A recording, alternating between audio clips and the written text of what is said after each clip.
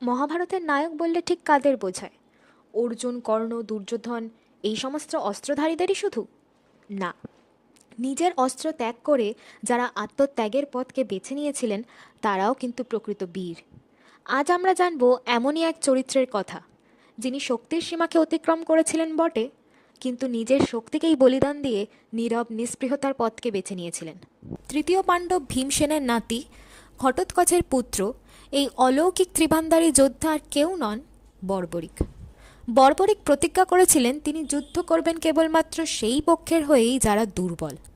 কিন্তু কুরুক্ষেত্রের যুদ্ধ তো ছিল নীতির সংঘাত, শক্তির মানদণ্ড প্রতি মুহূর্তে পাল্টাচ্ছিল।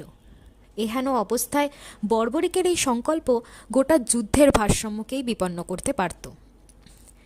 সেই সময় শ্রীকৃষ্ণ আসেন তার কাছে ভিক্ষুকের ছদ্মবেশে। তিনি বর্বরিকের কাছে তার যুদ্ধের প্রস্তুতি এবং তার ত্রিবাণের শক্তি সম্পর্কে জানতে চাইলেন।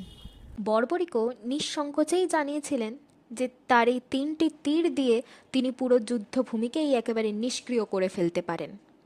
কৃষ্ণ তখন অনুভব করেছিলেন এই বালক যদি যুদ্ধে অংশ নেয় তবে ভবিষ্যতে ইতিহাস রচিত হবে বড়ই একপক্ষিকভাবে। আর তখনই তিনি বর্বরিকের কাছে তার শির চাইলেন। বর্বরিকও হাসি মুখে জানিয়েছিলেন যদি তা ধর্মের জন্য হয় তবে তার এই শিরও তিনি অর্ঘ্য হিসেবে নিবেদন করবেন। এবং সেই মুহূর্ত থেকেই বর্বরিক হয়ে যান মহৎ ত্যাগের প্রতীক। শ্রীকৃষ্ণ তাকে পরে আশীর্বাদ করে জানিয়েছিলেন যে তিনি পূজিত হবেন ভবিষ্যতের যুগে শ্যাম নামে, আর তার শির দেখবে ইতিহাসের সবচেয়ে বড় এই যুদ্ধের পূর্ণ রূপ।